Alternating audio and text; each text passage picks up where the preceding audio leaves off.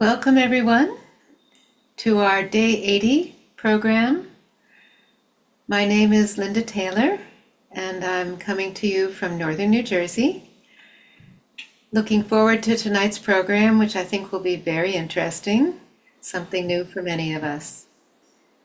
I want to remind you that please get your foot soak bowl and other materials ready. We're going to do that as usual during our first meditation segment. And if you're new, a hearty welcome to you. We will offer you the opportunity to go into a breakout room at the end of the program. We'd like you to enjoy the program first, and if you would like at the end, you can send a message to Breakout Room Help. And anyone is welcome to, not only if you're new, always available the opportunity to go and meet with an experienced Sahaja Yoga teacher if there's anything that you're not sure about. So that's something you can always do, as well as still sign up for a mentor or an additional mentor if you feel like you'd like some input from another perspective. At the end of the program, during the announcements, I'm going to share with you a very exciting event coming up that has become an annual event. It's called our Intermediate Seminar. It's going to be in Northern New Jersey as before. And this is for any of you who feel that you're ready to go to the next level, come to a weekend-long intensive seminar. So I'm going to be telling more about that at the end of the program. I hope you enjoyed Sunday's program, which was about patience. And today's program is called The 3 Knots of Illusion. So this is a topic that we did cover once before last year, but it's new this year. And I think you'll find it, as I said, quite interesting. So we'll have our foot soak and guided meditation. We'll have a talk by Shri Mataji. We'll have a musician playing live. We'll have another meditation, and then we'll have our conversation and Q&A with the presenters. So now I'd like to invite the other presenters and musician to please come on. Welcome. Hello. Good evening. So we have Rahul. Could you please introduce yourself? Yeah, hello everyone. My name is Rahul. I live in Indianapolis area and I've been practicing Sahaja Yoga since 2006. And yeah, very happy to be here and share this journey with all of you. Andrei? Hello, everybody. My name is Andrei Harabor. We have started this journey in Romania many years ago, and we've lived in a few places, but we've lived in Canada most of the last 25 years. And we are very happy to be with you here tonight. Okay, and Igor? Hello everyone, good evening. My name is Igor. I'm living in Toronto, Canada, and Yeah, I've been practicing Sahaja Yoga since 2010. I will be playing today the instrument Indian flute called Bansuri. We'll play some special meditation music. I hope it will help people to enter into deeper meditation state and enhance our meditative experience. So looking Thank you. forward to that, and I'm very happy to be here. All right. So let's carry on. We'll turn it over to Rahul to get us started. All right. Thank you, Linda. So, yeah, welcome everyone. Today we are going to cover a very interesting and deep topic. It's about three knots of illusion on the central channel that hinder the flow of Kundalini and impede our spiritual ascent. So, yes, please pay attention. And if you have any questions, you can ask towards the end. This is something that unravels over the course of many years of meditation. And it is something that we try to bring it to you in this program in 1 hour. And yeah, and if something is not clear, don't worry about it. As you go further in this journey, it will become more and more apparent what this is. So let's get started with a brief introduction about these knots. Media team, can we put the PowerPoint? Okay, thank you. So these three knots of illusion are basically three kinds of illusion that operate on our consciousness. And they restrict our consciousness, they limit our awareness, they limit the freedom, the experience of freedom of our consciousness, just like how you tie somebody with a knot, with a rope. And what are these? And it's very important to understand these because it helps us to go deeper in our spiritual journey. And these knots are placed all on the central channel, as you can see here. And there are three of them. The first one is called as the knot of the Brahma or the Brahma Granthi. It lies between Muladhara Chakra, Muladhara and Muladhara Chakra and Swadhisthana. That is the first knot. The second knot lies between your Navi and your heart center. And then the third one lies between the Agya and the Sahasrara. So these are the three areas where the Kundalini can find hindrance if these knots are present within us. When she rises, of course, she breaks them, and that is how we get the experience of self-realization. Without breaking them, we would not get the experience. But initially, she is only able to rise one or two strands at a time, and the knot is not fully open. It is just open enough to allow few strands of Kundalini to rise upwards and to give you the experience of self-realization. But if we can open these knots more through meditation and introspection, then more and more energy of Kundalini, the strands of Kundalini can rise and our experience can become deeper and we can go deeper in our meditation. So I will explain a little bit more about Brahma Granthi, which is the first knot. And then Andrei, who is going to present in the later half, he is going to discuss more about the other two knots. The first knot, which is the Brahm Granthi, is very important because this is the hindrance which is right at the very first step of Kundalini's ascent on central channel. And that is why it is also difficult one, and it is most important because if this knot is not open enough, then the flow of Kundalini, the ascent of Kundalini itself is impeded.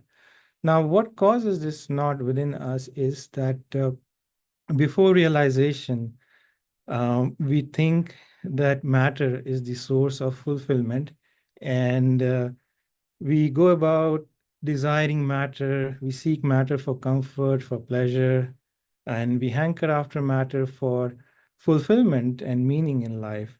But after realization, we realize that matter is not the reality, not the totality of reality. There is more. When we are seeking, we have this feeling that there's something beyond, something more. and what is that which will give us more fulfillment and meaning and satisfaction in life. And that's how our journey starts. And when we get our realization, we get the glimpse of our spirit, we get the experience of our spirit, but we have not completely become the spirit. The spirit comes as a vision, as an experience, and we have to grow into it. So even after realization, a lot of these old habits of going after matter for fulfillment, for satisfaction, for pleasure can continue, and that hankering can continue. And that can impede our spiritual growth, as those desires will pull our attention away from the spirit. They will fragment our attention, and they will also weaken the pure desire to become one with our spirit. So that is where it is important. And now the tricky part about these granthis or these knots are that many times they are like our blind spots. We don't even know that they exist. We may feel that we are not after matter, and we are not hankering after matter, and uh, looking for matter for pleasure or comfort, but still they are operating within us, and it is only in the light of the spirit that we can really see them and transcend them. And we have to take help of the Kundalini to break free, but we also have to introspect in meditation in order to be able to go beyond them. So, and these knots can become subtler, as actually when we are on a spiritual journey, they can manifest in a subtle way. For example, when we are doing Sahaja Yoga, one thing we have to ask, why are we doing it? What is the goal? And are we after the blessings that come as a secondary effect of practicing Sahaja Yoga, like uh, health improves, job becomes better, prosperity comes. These are all blessings, and these are on more on the physical and material level. Are we attached to that? Is that the motivation? Or the motivation is to be one with God, and to be one with our spirit? And is our attention there? Or have blessings become an obstacle, a distraction? So that is how these knots can manifest in a subtle way. And as we realize them more and more in our meditation, and these knots open up, then the growth of our spiritual being is very much enhanced. So we'll learn more about this in the program and in the Q&A session at the end. Let's get started with foot soaking. So let's bring the tub in front of us, and let's relax.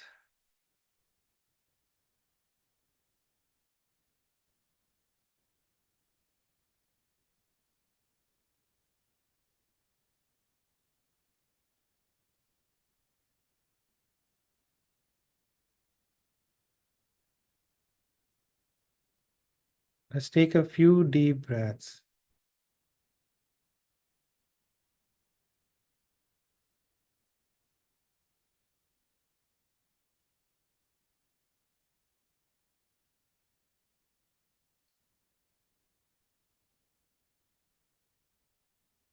Be comfortable.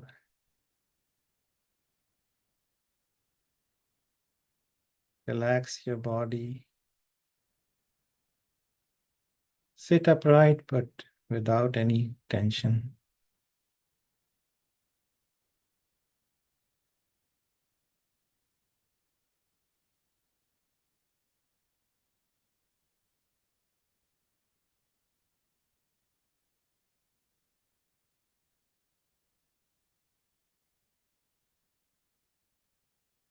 Let's bring our attention inside.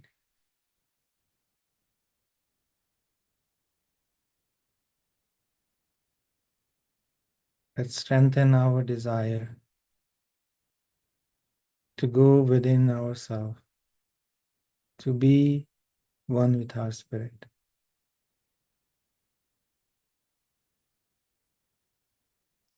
With that desire in the forefront of our attention, let's slowly raise our Kundalini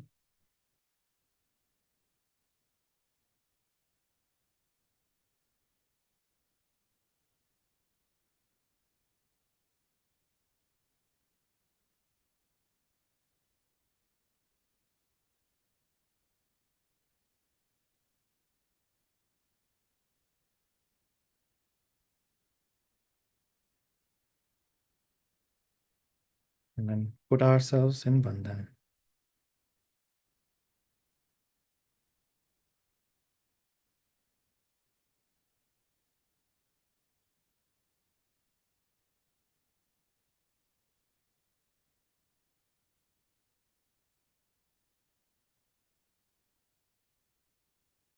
We can dip our feet in water.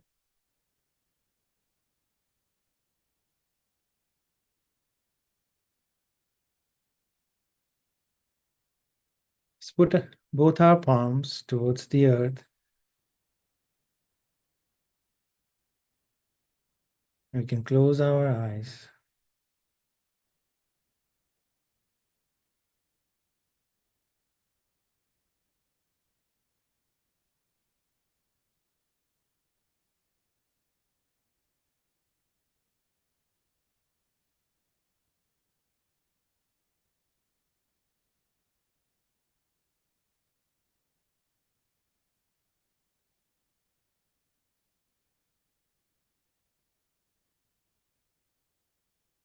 Oh, Mother Earth, please take away all the imbalances, all the stress and tension that exist in our centers, in our channels. Let them flow out of our being into this water and into the earth element.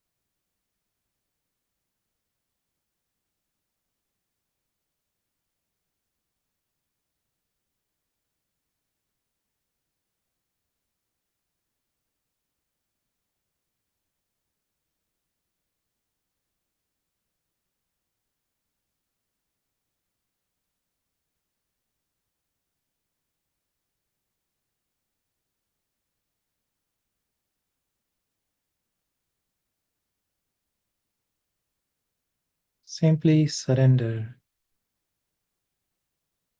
everything,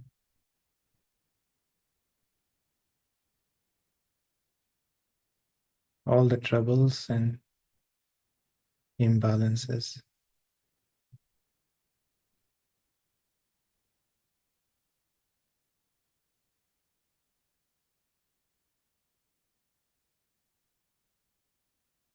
And with complete patience and humility and the state of surrender, we allow all the imbalances to flow out of our being.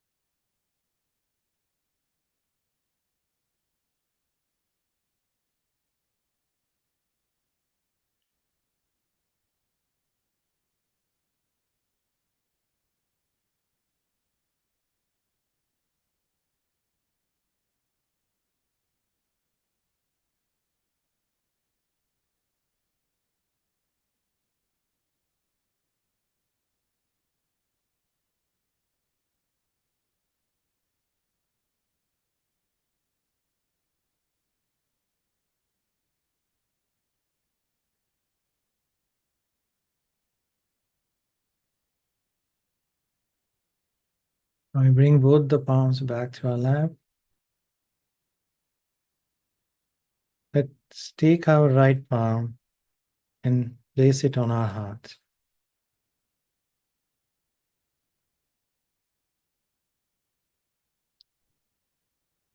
And here we pray.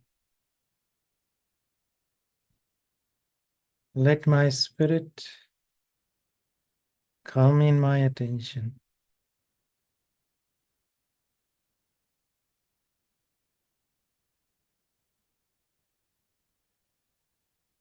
Let the peace of my spirit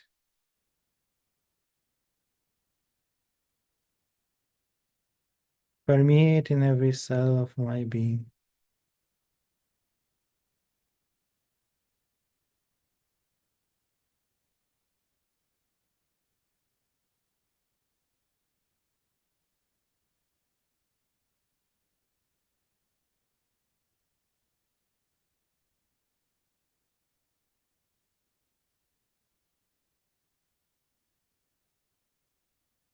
In my spirit, I am complete, fulfilled, at home.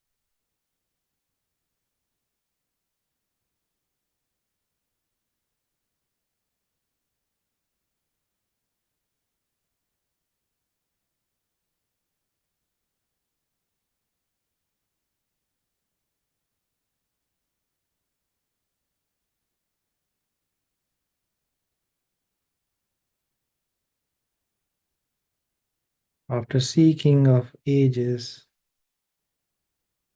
I have found my spirit. I have found my true self.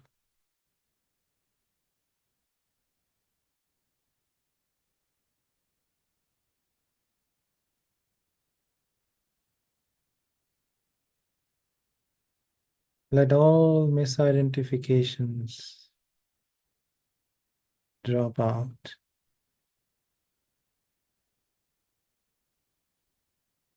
Let all other desires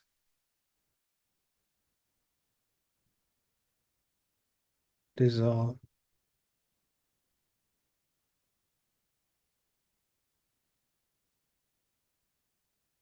Let me become one with my spirit.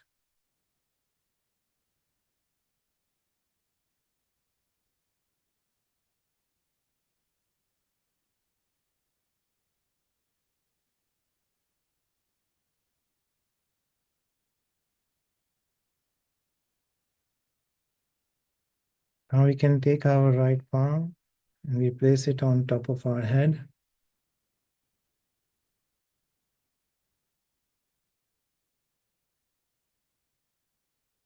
Can massage our Brahmarandra. And here let us say inside.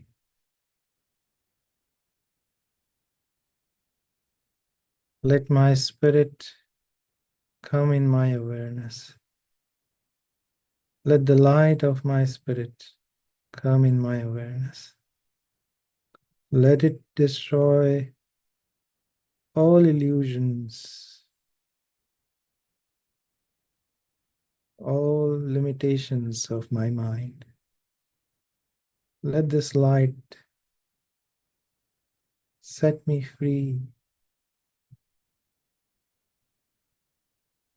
completely.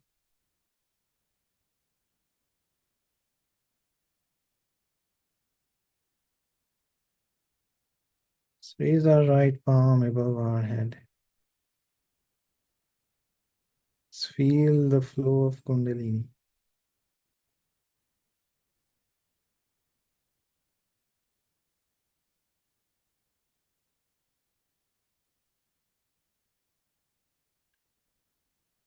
We bring our right palm back.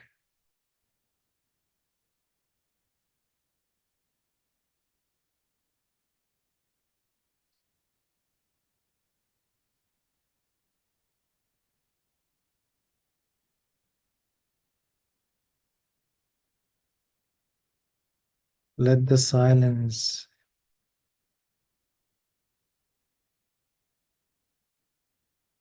take hold of our awareness.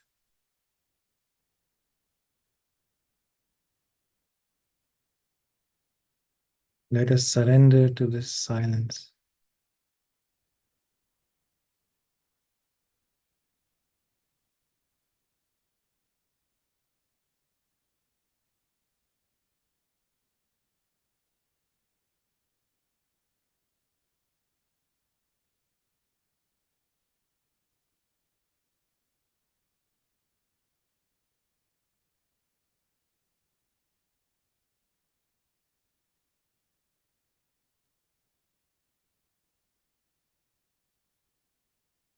In this silence, let us pray.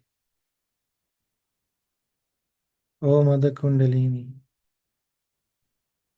please take away all my attachment to matter. Take away all my hankering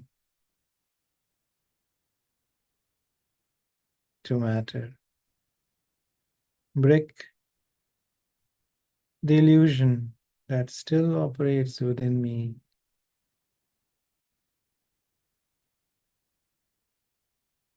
that causes me to seek fulfillment in matter.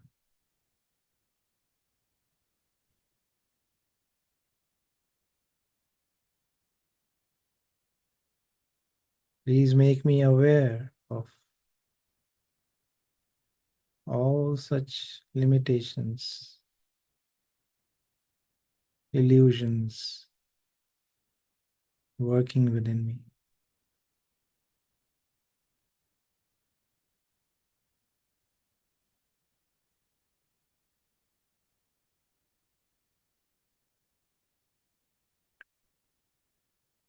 We will take a mantra which helps to open this first knot. It is called Shri Brahma Granthi Vibhedini. That Mother, you are the destroyer of the knot of the Brahma, the first knot.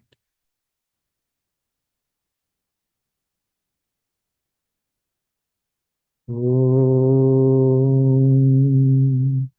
Tvameva Sakshat Shri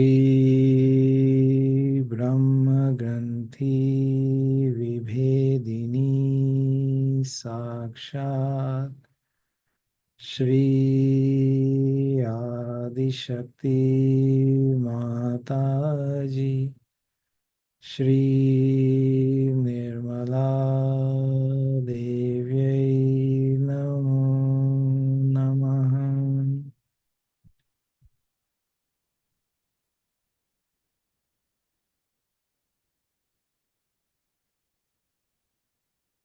Let us also put our right palm on the left side of our abdomen to our left void. And here we say that, Mother, I am my own master.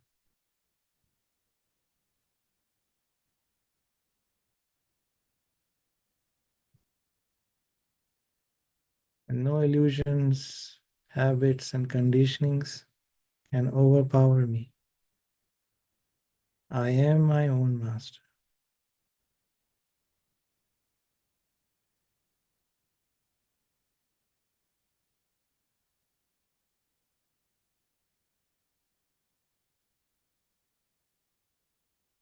Here we will take mantra to Sri Adi Guru Dattatreya. Om Tvameva Sakshat Shri Adi Guru Dattatreya Sakshat Shri Adi Shakti Mataji Shri Nirmala Devi Namo Namaha.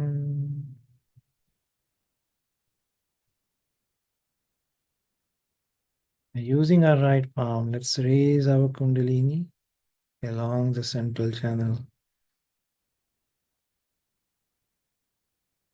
a few times.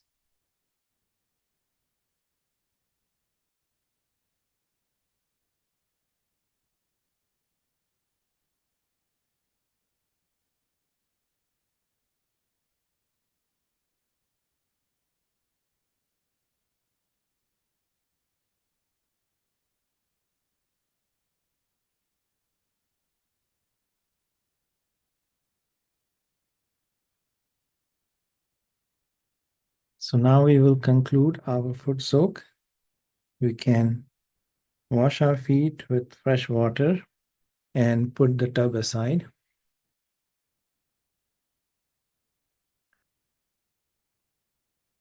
And next we will listen to a talk by Shri Mataji.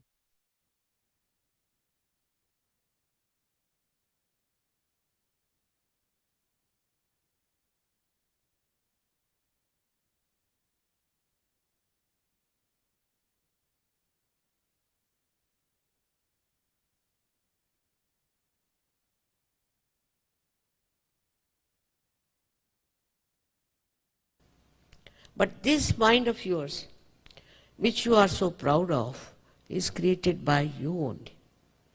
Just like we have created computer, this spirit is completely finished and you are just living with this mind which guides you. So one day this computer will become our master. In the same way, we are playing into the hands of this mind. It is created by us through our conditionings or maybe by our ego. Now this mind makes you think like mad. And this thinking takes you nowhere. For example, if you start understanding your mind, you will know that it only thinks about the future and about the past. What is the present? Can it bring to the state of present? Past is finished and future doesn't exist. Present is the reality. If you want to know the reality, you have to be in the present. Now how will you be in the present? As long as you are moving with your mind, you cannot. You have to go beyond the mind.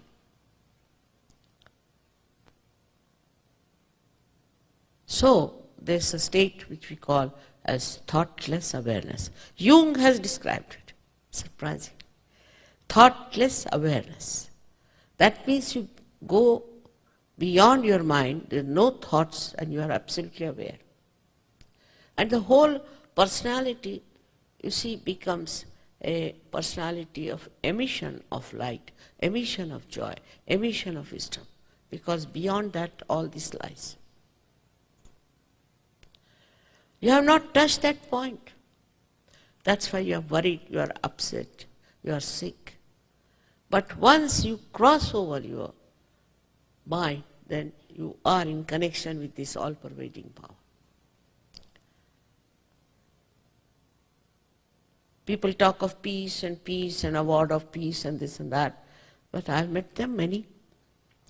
They have no peace in their hearts. I don't know how they got awards. They're very hot-tempered people, shaky type. And they get this peace award. Peace is within. And that is what we have to do. Instead of talking about peace, create peace in human beings by transforming them. If you are standing in the water, the waves of the water rise and fall, rise and fall. And that's what happens to you, that your thoughts, you are jumping on the cusp of your thoughts. And you are afraid of the waves. But supposing you get onto a boat, then you can watch them and you can enjoy them. But supposing you learn how to swim, then you can jump in and save many others who are still lost. This is exactly what happens in Sahaja Yoga. That you go beyond your mind and you see your stupid mind and you laugh at it. You laugh at yourself. And you are at peace, because when the Kundalini rises, these thoughts get elongated and there's a space in between. That is the space where there is peace. So your attention stops at that point where there is peace. You become extremely peaceful. And you don't have to worry about your own protection. People say, Mother, if you are peaceful and somebody attacks you, what will happen? All right? If somebody attacks you, there is this all-pervading power that can protect you. There are so many examples in Sahaja Yoga where this power has saved so many people. Now we can trust any kind of nonsense, but the truth is that this power protects because it loves you. It cares for you. Recently when I was coming at the airport, 4 Sahaja Yogis and their little child came, and they had tears in their eyes, and I said, what's the matter? They said, Mother, you know we are protected. They had a very bad accident and the car was finished and everything was absolutely useless even to call it a car, while all of them escaped without a scratch. Now this is only one of the examples I am telling you. This I have to tell you because otherwise you won't understand how important it is. But this is nothing. This is nothing that you get. You get your own powers. Because you become collectively conscious. Collectively conscious. You can feel others on your fingertips, the chakras, and you can feel your own chakras also on your fingertips. If you know how to correct these centers, you can correct others also. You can cure others also. You can give realizations to others. That is how Sahaja Yoga spreads. And you will be amazed how many other qualities you get. I don't know how far Yogi has told you about every chakra.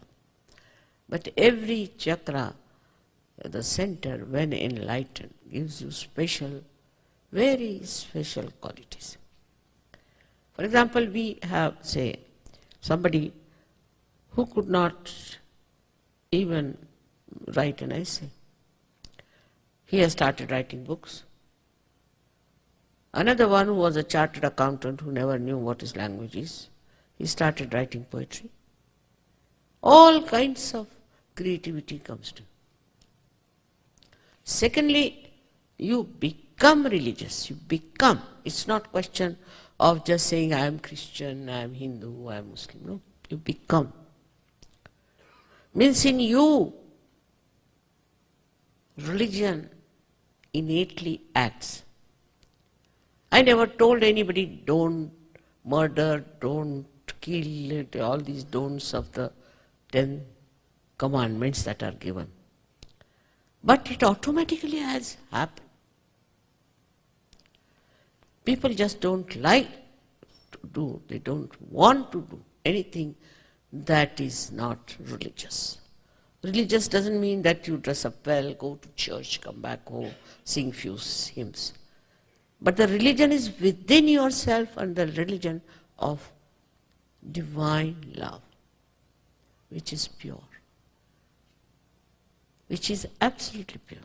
So this Kundalini purifies you completely. Her purification helps you to see the world in a different way. You become the witness of the whole drama. Don't get involved into it, but you see the drama and you know the solutions. Also there is this power all the time which is looking after you and helping. Believe me, there is this power. Once you become one with that power, then believe me, you are all the time filled up with this power And this power looks after, gives you wisdom, everything that you could think of. But to believe there is such a power itself very difficult for human beings. This is the big problem. But supposing I say there is, supposing. Now you can verify. You can verify if such a power is there or not. And after verification, if you believe there is such a power of love, then all your problems will be solved. You go beyond all these concepts of stupidity, which is divisive. Anything, can divide us. That's typical of human beings. They want to find out ways how we are different from others all the time. Because they are encircled by their conditioning, by their ego, their mind. From the childhood, it gets into their head. They can't get out of it. I see the problems of this country are nothing but of their mind. All these problems cannot be solved by forming organizations, by strikes, no. A human being has to be transformed. Once human being is transformed, then he becomes a very, very beautiful personality.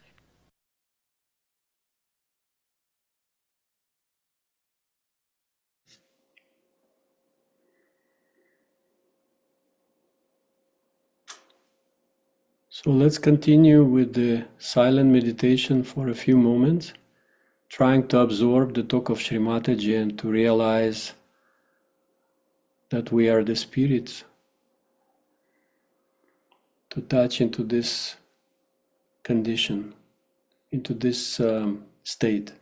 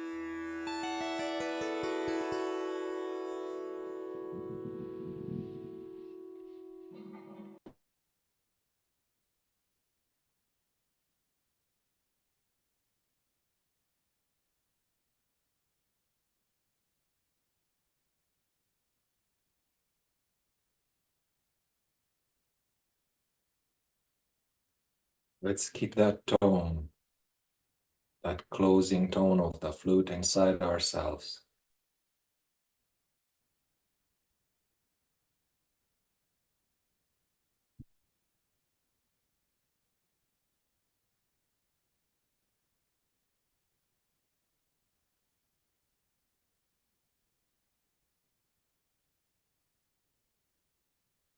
Because the second note, which is our tendency to pull towards the right side,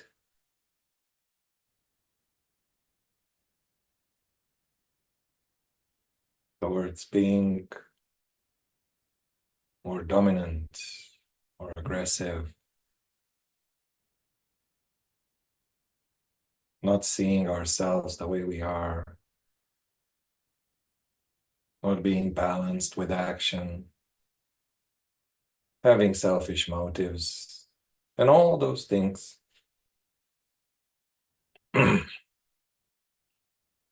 spiritual simile that is most used to overcome all of this is the flute. When we become like the flute, smooth, clean inside,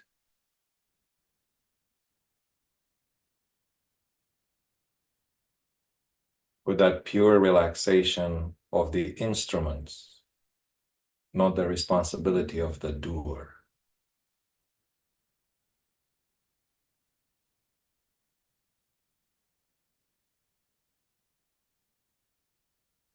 And we see how it flows through us and enjoy because it's beautiful, because of course the doer, it is most knowledgeable. When we are in the hands of that doer and we become one with it,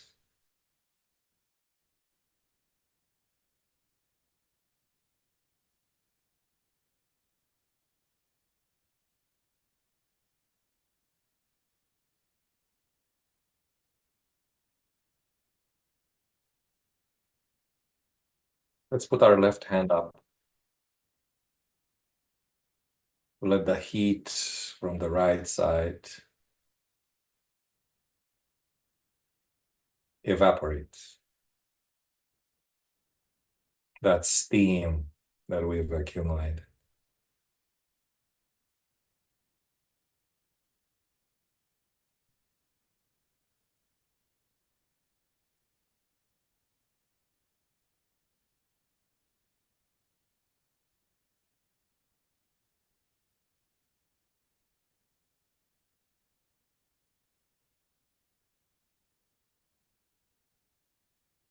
Mother, please grant us the state of a perfect flute.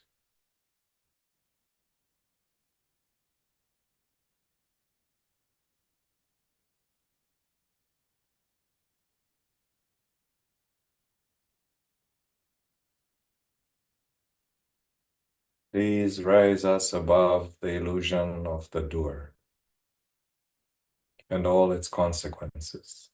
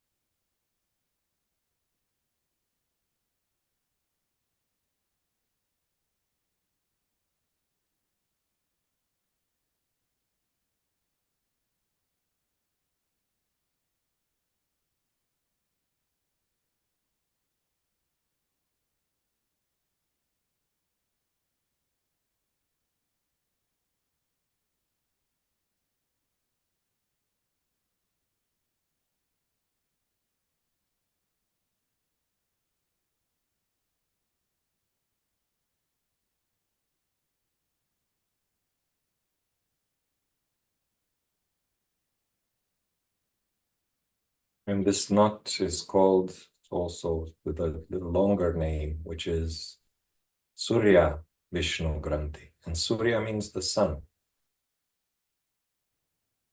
And when we are like the sun, or like Sri Rama, who is the power of our right heart,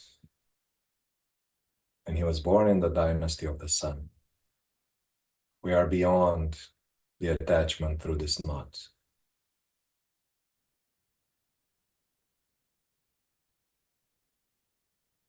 Giving warmth and light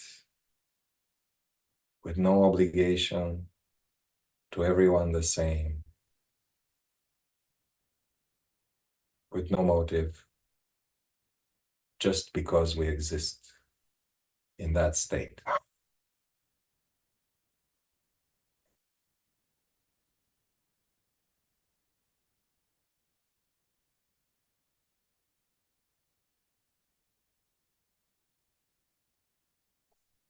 Mother, please let the pure qualities of the sun completely undo the Vishnu Granthi.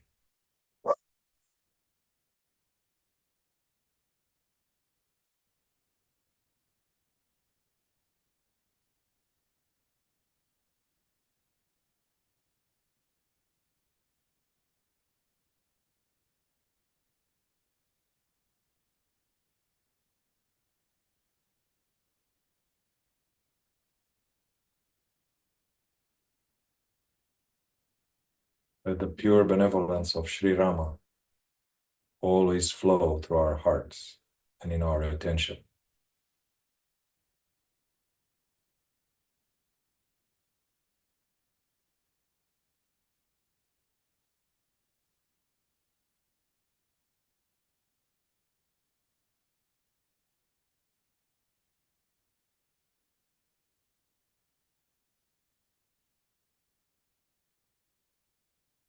We will also take once the mantra for Shri Sita Rama.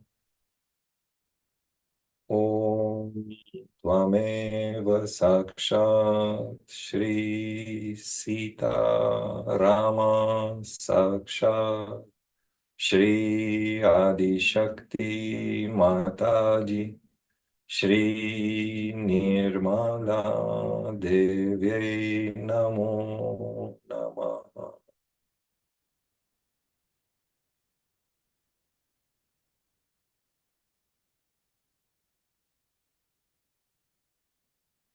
And we will also take once the mantra for Shri Vishnu Granthi Vibedini, the destroyer of the knot of Vishnu. Shri Vishnu Granthi Vibedini. Om Tvameva Sakshat Shri Vishnu Granthi Vibedini Sakshat Shri Adi Shakti Mataji Shri Nirmala Devi Namo Namah.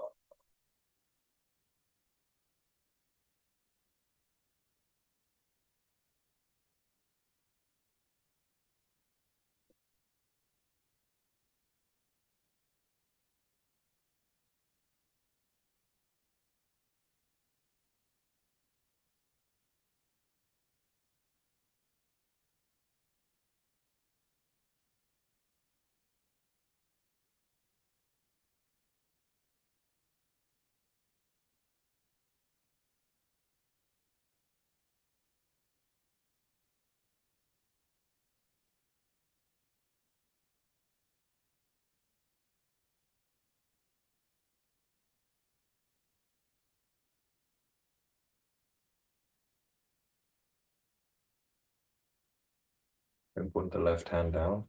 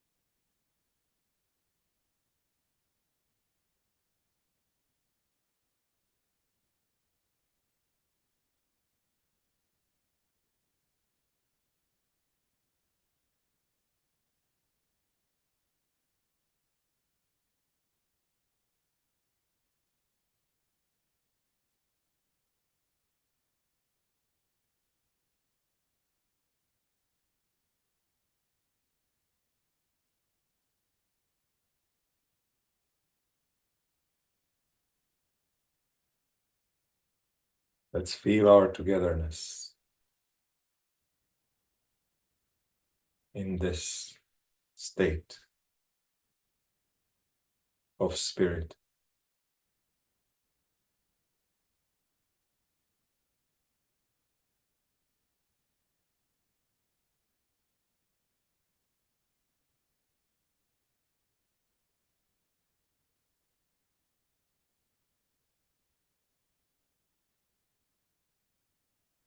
Let's feel how lucky we are that together we can get there.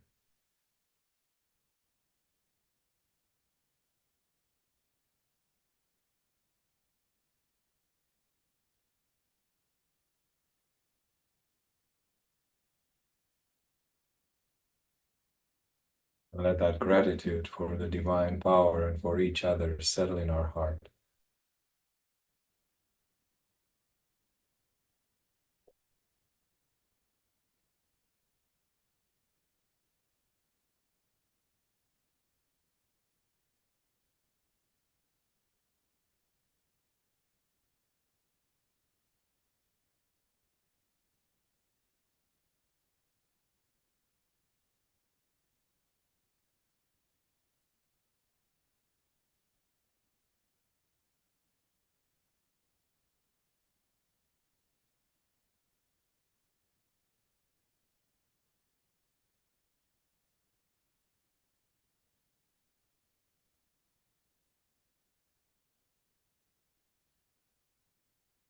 Very good. We can slowly open our eyes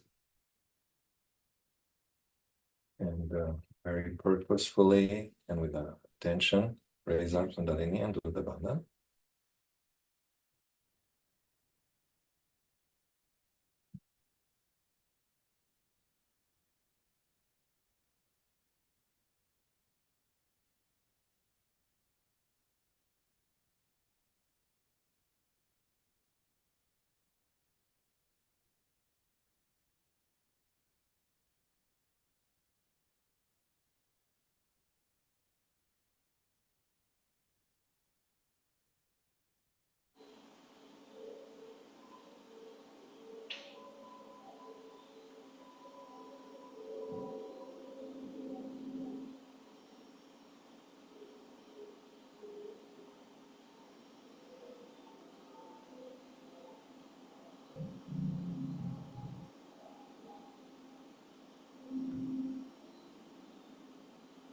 Big hands. I think Linda is going to tell us a few important things. Yes, thank you, everyone. Rahul, Igor, Andrei, so much. I think we all got into a different dimension of depth. It's very beautiful. So let's try to keep ourselves in this state as we hear a few things about the program. So this is, as I was mentioning in the beginning, a very exciting invitation. This has become an annual seminar for those of you who have been coming and feel that you've reached a deeper state and want to go still deeper. It's going to be the weekend of Veterans Day in the US, which is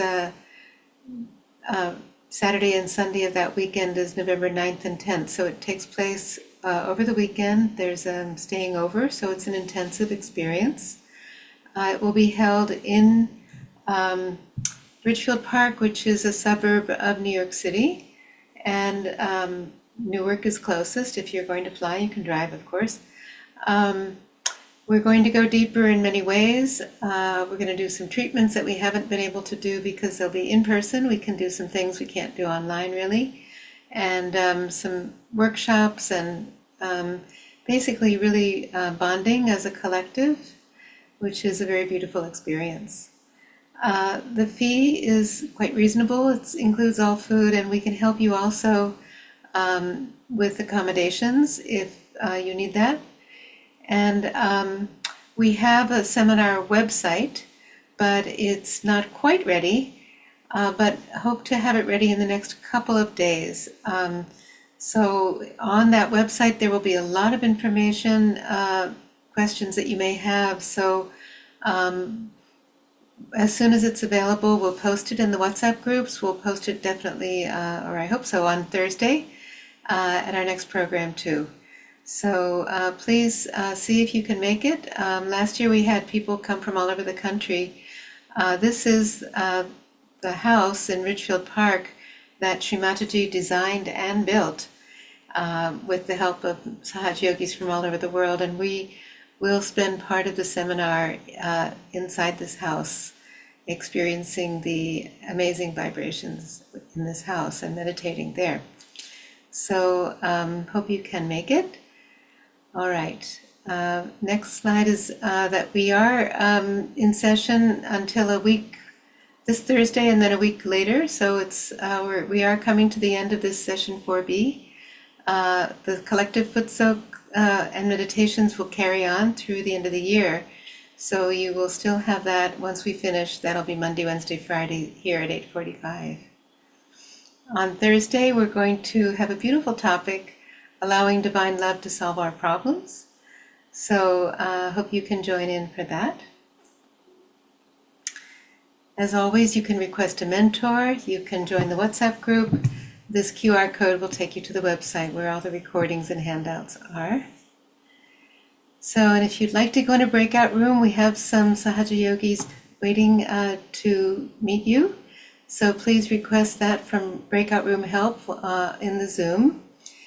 You can also write a question to me. That would be not to chat Q&A, but to me, the MC. And we can try to answer it live. So now I'm going to invite our presenters to come back and to continue the conversation about this very interesting topic, the 3 knots of illusion. So Rahul and Andrei, welcome back. Yes. It's hard to, a little hard to speak. We went Yeah, very deep. exactly. That's what I was thinking too, as Kabir said, if you are in bliss, why bother? Well, just for the record.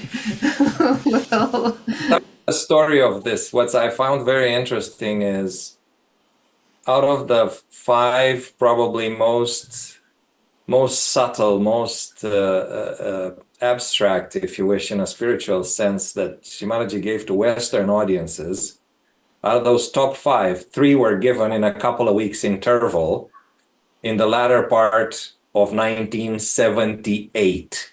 wow. In fact, around this time of the year.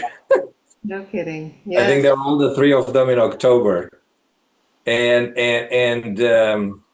the one where she talks about this knots, these granthis, these entanglement, complications. In that talk, she calls them mostly complications, and that's such a cool word, especially the way she uses it. So that was the middle talk of the 3, and the first talk.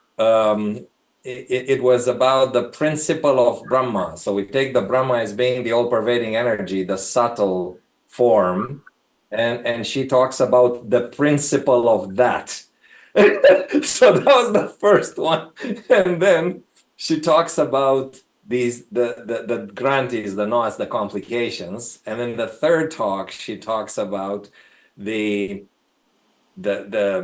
powers of she talks about a few things. She in fact mentions the knots again, and she talks about the powers of one of the great shaktis, that the power that we all have inside, and it's all in reference to very old Sanskrit reference texts, essentially, to especially the knots part, and the third one, because this has been mentioned hundreds and thousands of years back already. Lalita Sahasranama must be. And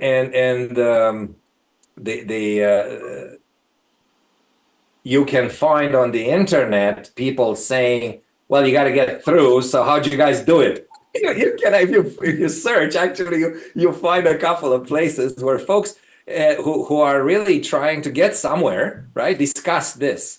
And I think the biggest part is exactly that very first slide before the program starts, with that two lines from Shri Mataji, which is, you can't do it. The Kundalini has to do it, but please don't add more work. Don't make it worse. Those two lines literally concentrate. It's so amazing. I don't know, Rahul, how you felt. I just. No, that's exactly what it is. We can't do it on our own, but we can, I mean, we can facilitate the process. We can help the Kundalini and not, stand against her work and make it more difficult for her. So yeah, that's what it is. Yeah, I think what struck me as we went through the program was that it's just the essence of, it's about simplicity somehow. I mean, our true nature, when we're connected to our spirit, it's such a simple state, really. And that's actually the ultimate solution to the third knot, which we didn't mention here, and I'm sure there'll be plenty of opportunities in future cycles, or for everybody to discover as they learn more and they listen to Shri Mataji's talks, which is really the true, essentially our dedication and desire to identify only with simplicity, innocence, and the truth is the ultimate solution for that last knot, which is this, what, all the chatter, right? How it influences us and tries to push us left or right.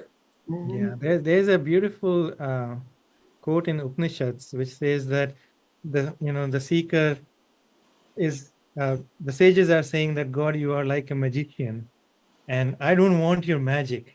You keep throwing subtle variants of magic in front of my eyes, and they are fantastic. But I want the magician who stands behind the magic. And that's what it is. If you can hold on to that spirit and keep that as a goal, then yeah, you can pass through all these knots. So, is there something more you'd like to say about the nature of these knots and how we can relate to them? Yeah, I mean, for the Rudra Granthi, that was the third knot, which I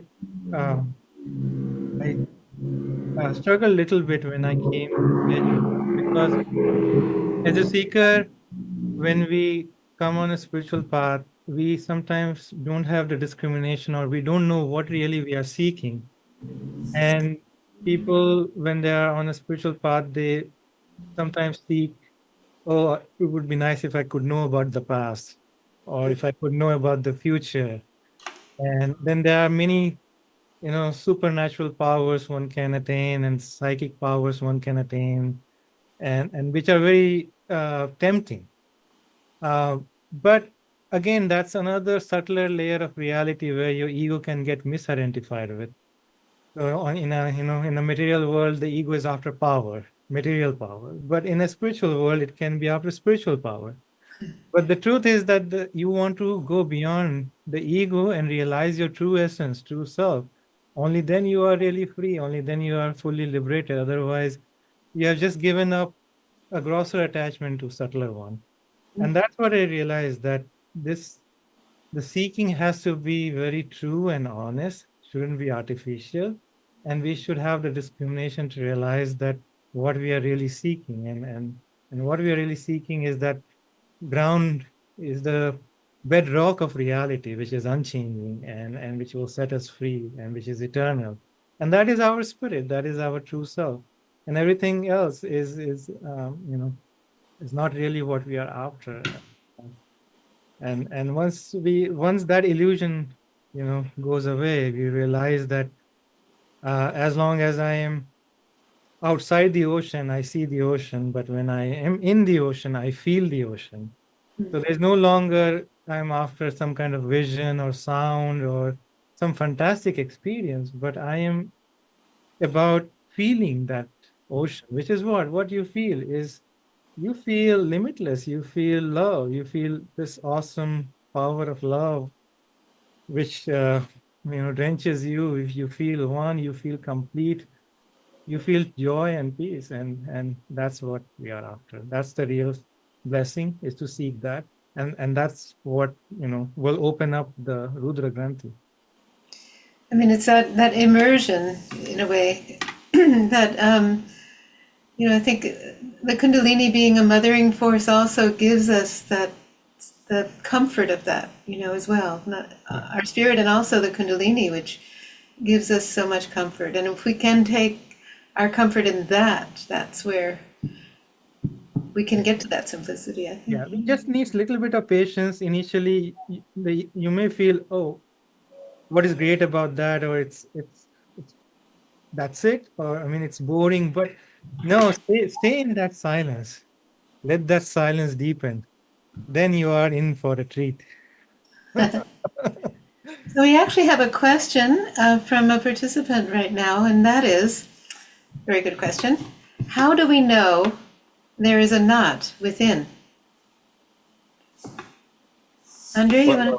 I mean, the touchstone is the silence, and it is true that in Sahaja Yoga, the vast majority of us have these saltatory experiences.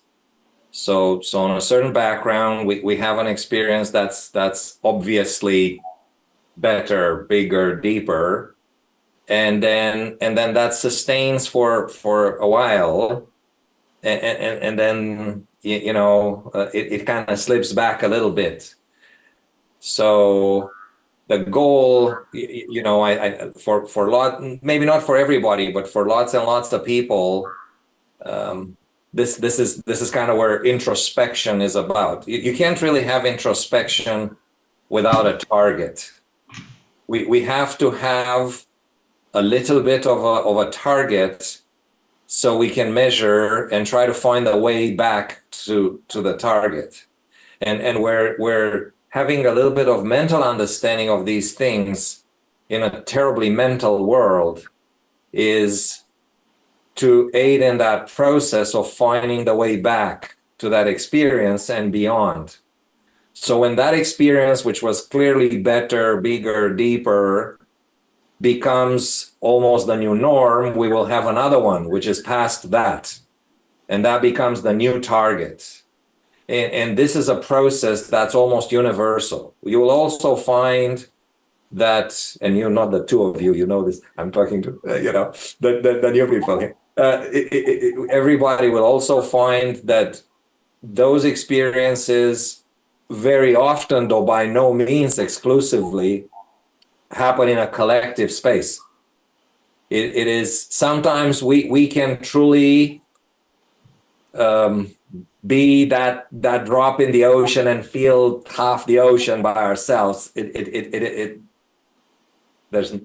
totally happens, and it's awesome. But as a matter of frequency, it's often when we are a collective meditation where we have these advanced target creation, and that's what we're after, and there has to be that desire, the part of desire, for that to be our constant state. We are allowed that one hunger, to really go far. I think. Mm-hmm. We have actually two more questions. Rahul, did you want to say something about that first, or? Yeah, I mean, the only thing to add would be that, yes, you can't feel your knots like you feel catches on your fingertips. Yeah. Yeah, they are subtler, but the best one practical way to know it is watch your attention where it is going, and keep a diary with you all the time. And if you can do this experiment where for a whole day you are watching, witnessing what kind of thoughts I am having and where my attention is going, you will see patterns. You will see that, oh, I'm still worrying about money, or I'm still worrying about things of trivial nature. And then you will realize that yes, these knots are still operating within me, because they can operate in an autopilot mode because they are so deep that we don't even realize that they are working within us until we detach ourselves and start to really observe. We put the focus of the silence of our spirit on our being, and start to witness ourselves as a third person, and notice everything down. That's how it becomes very clear. Beautiful. So here's, it's a bit long, but I'll read it out. She says, it's so wonderful to know that the complications are just illusion. How do we balance acknowledging these illusory knots without making them real by constantly trying to fix them with techniques? One day Mark said that he became aware that thoughtlessness was the way all the complications dissolve. We forgive our thoughts, we say, yes, God is welcome here, and let the Kundalini in. So she's speaking, so I get curious about getting over-focused on fixing them, making them real. Any sharing on this would be truly helpful. Well, I think what we're trying to say is, but we're not focused on fixing anything particularly, not as a matter of general principle. What we're saying is, as we're advancing, when we're finding some difficulty in in reaching where we know we can, right? Then in the introspection, which is turning the focus, what Rahul just said, turning the light of the spirit, and it is all with detachment and with a smile, right? That there can't be any this doesn't work like that. Okay. So it's all detached and with a smile, right? The cool light of the moon, right? Just a reflector. That is the spirit. But see we must, because and the act of seeing finishes 90% of it. Because then we can just say, well, I don't want nothing of that. That's fine, right? So it's about allowing us to know where to look. This is where this comes in, and it's useful. We are not going to try to feel every day or every meditation, is this not a little tight, or maybe we should do something. No, I totally agree with the commentary from Yeah. Yeah, the purpose is just to deepen our experience of thoughtless awareness. So it's a recursive process where you reach the thoughtless awareness state, and then you put the light of the spirit back on the instrument and let that light improve the instrument further, so that your thoughtless awareness state further deepens. And that's how you can go upward in your spiral of spiritual ascent. Like today, most of us may have felt that when we put that light on these knots, the Sushumna as if expanded, it opened up, it became more light, and the flow of Kundalini was stronger. So that's the whole goal. Is it's all means to an end, and of course,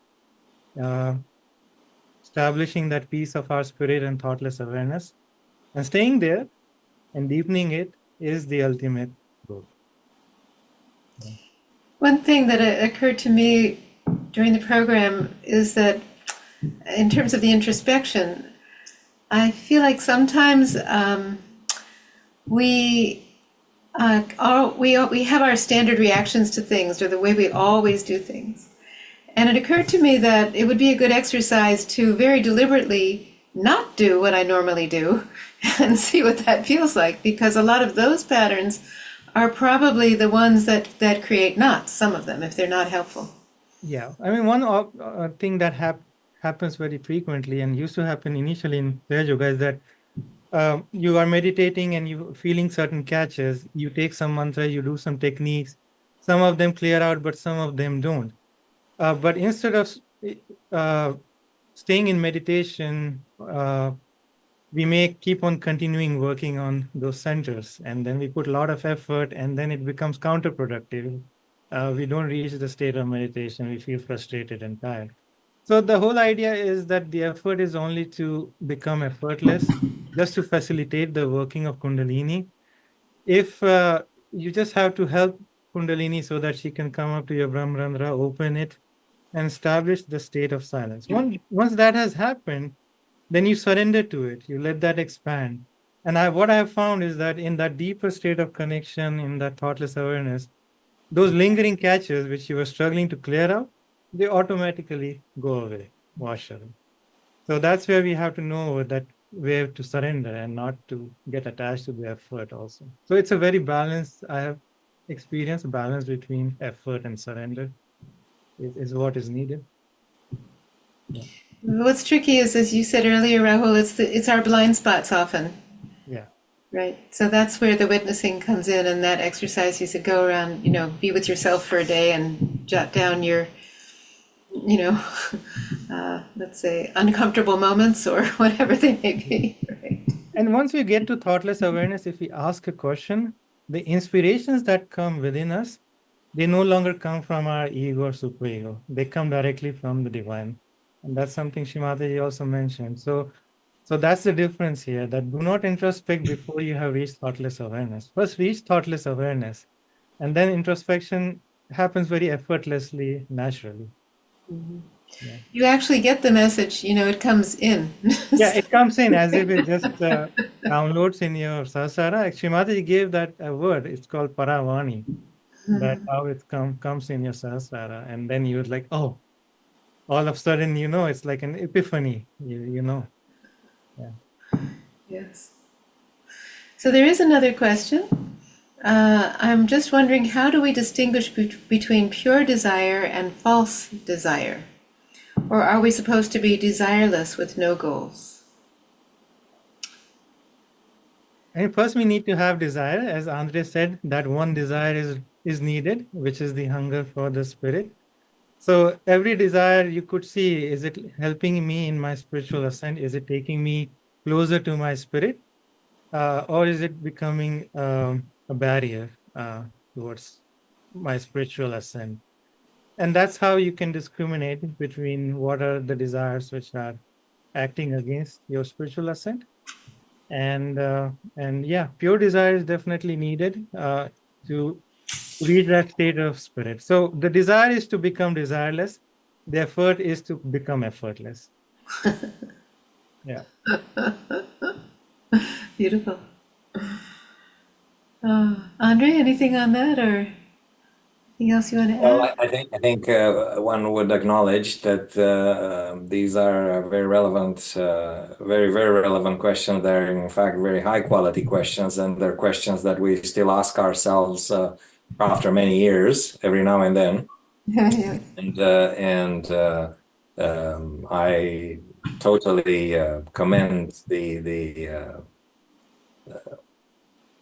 internal focus of the people who ask them. Yeah. Very Beautiful questions, very deep. It means that we are touching those deep strands, right? So very good. Yes. Good. All right. Well, I think maybe we can bring the session to a close. This is such a vast topic and something that I believe many long-time practitioners of Sahaja Yoga are quite, let's say, unclear or still very much working on unknotting these knots. So it's, yes. Yes. Oh, here's another one more question. Is it okay to have materialistic desires in order to have freedom to pursue more the spiritual path? That's a very easy answer. Yeah. So the answer is that the divine power knows exactly what we need, when we need it, and why. So we really, all we have to, that's very easily solved by simply desiring freedom and our spiritual ascent. And leave it to the divine power. Simply ask, please help me have what's necessary. But even if we ask nothing at all, this is always 100% of the time and 100% of the people looked after. Yeah. if we are really keenly and sincerely interested in going towards the divine, there is nothing quite like the divine to look after. Yeah, divine takes care of us. Yes, that's true. Yeah. So no need to specifically desire such things. They will come to you. Yeah. Yeah. In Easily. fact, in spades, or even things you never thought to ask for. They will come without even asking. As Shri Mataji said, "Jaise hi rakho, waise hi rahu." If you remain satisfied with that state of surrender, if you are displaying in your life, then God will automatically bless you even without asking. Yeah. We have all experienced it. That's Wow. true. Lots and lots. Yeah. I mean, in very sort of mundane ways, or and we just recently traveled. Practical example is that whenever I worried too much about money, then all different kinds of expenses came in my life. Things broke down, and I ended up spending more money than I thought I would save by worrying about money and saving penny here and there. And then when I left everything to divine, then more money came easily. You get a bonus in your job, you get a promotion in your job. So it's not really our worry. Divine takes care of us. So true. All right. Any more last questions? Okay. All right. So thank you so much. It was very enjoyable. And looking forward to the next time we do this. It's always a little different. So thanks everyone for your attention, and hopefully you also benefited greatly from this session. So look forward to seeing you again on Thursday. Have a great Have a rest of lovely the day. evening, everybody. Thank you very much. Thank you.